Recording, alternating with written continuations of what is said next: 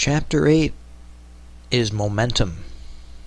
Momentum is a word that many people, I hear them use it all the time, though I don't think they really know exactly what they're talking about. And most times they come quite close. We've got some key questions we want to explore at any rate. One is momentum something that can change, or is it fixed? It's a number.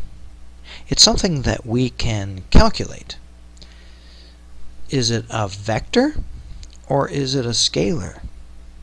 Let's do an experiment to find out the answers. I've got here a simulation that I'd like you to consider. 3 pucks moving in very low, if not zero, friction. Puck number 1, puck number 2, and puck number 3. Let's watch what happens as they interact.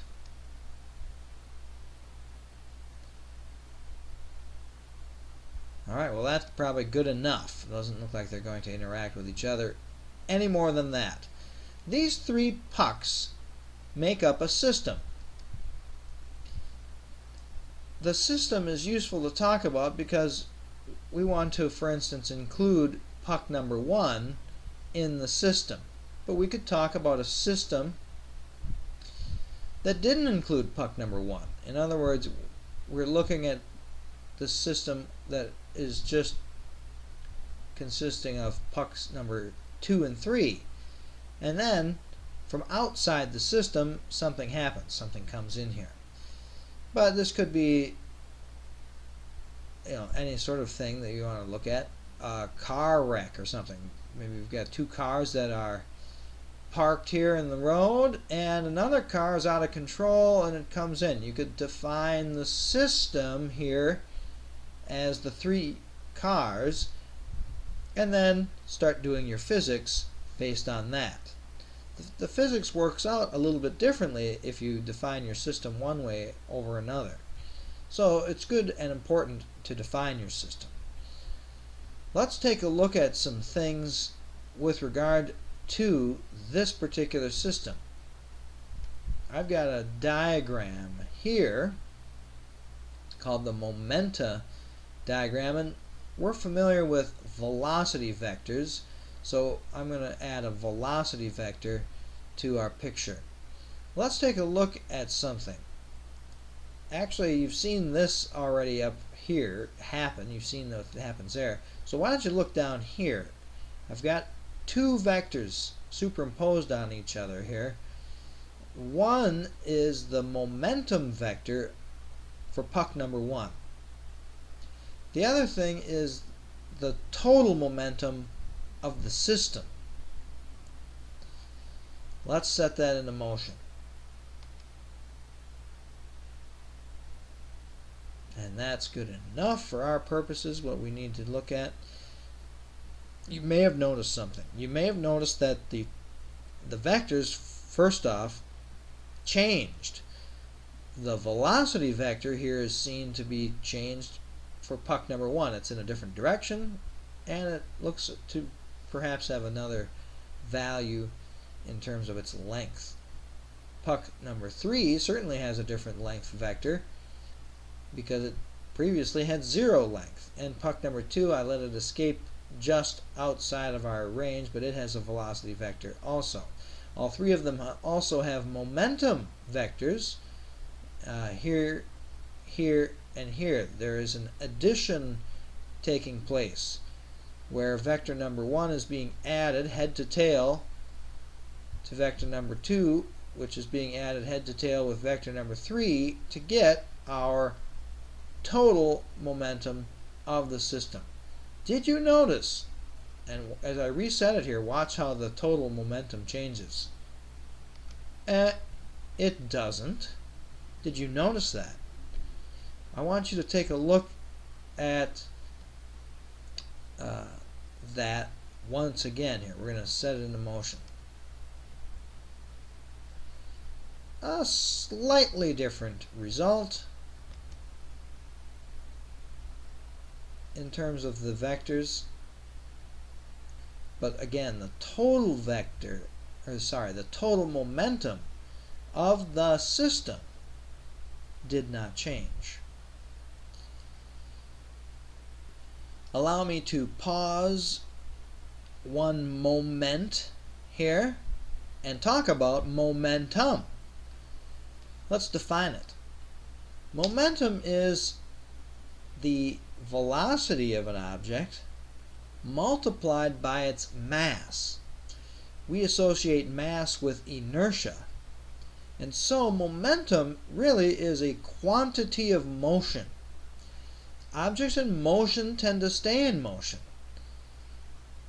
but we can measure the inertia of an object in relation to its mass, and then we can measure the motion of an object in terms of its velocity, as how fast and in what direction it's going. The multiplication of these two things together gives us momentum, and we can represent this in a simpler formula using symbols rather, where P here is the symbol representing momentum. What can we measure about our picture here? Well, we've already said we can measure the velocity, and we can measure the mass of our puck number 1. We can do the same for these pucks. Alright, included in the measurement of velocity would of course be some type of direction, as well as just the speed. Let's go down and change something here. Alright, 3 looks to be bigger than the rest, and we can maybe see down here that it is. 0.5 kilograms is what we have for ball number 1, or I guess I've been calling them pucks. Puck number 2, 1.6 kilograms, and puck number 3 is 2.5. If I change the mass of puck number 3, notice that the picture to the right of this diagram here, the momenta diagram, the vector doesn't change. You can see that the drawing changes. The puck itself gets bigger as I increase it and smaller as I decrease it. It was at 2.5. I guess I'll return it there for the time being. Let's take a look at changing the mass of puck number 1. Aha! In changing the mass of puck number 1, we do change the picture at right, the momenta. And that should make sense after taking a look at that previous slide. Now, the previous slide said that momentum is velocity times mass. So these vectors here are going to be affected by the mass of the objects. We saw that the momenta doesn't change for the system. I really want to put that to the test. I've added a couple of additional pucks here. Puck number 4 and 5 have roughly the same mass, and they also have some velocity. So both of these have momentum, whereas pucks number 2 and 3 currently do not have momentum, simply because, although they have mass, they aren't moving. And so m times v, which is 0, would be 0. But the picture over here is what you should look at. Momenta vector total is shown here, and the sums of each of the 3 momentum vectors that we've got here, these are velocity vectors here. If I add the momentum vectors, there they go. That might be more helpful now. So those are the momentum vectors,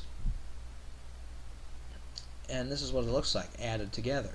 Let's take a look at this more complicated system and see if our total momentum changes with regard to or in response to these collisions that are about to take place. Here we go.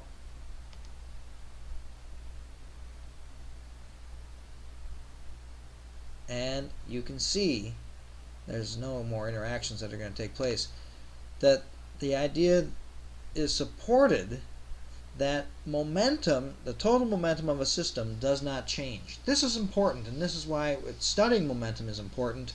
It's because there's a law, a rule that governs all things that we call the conservation of momentum. And we'll be applying that in this chapter.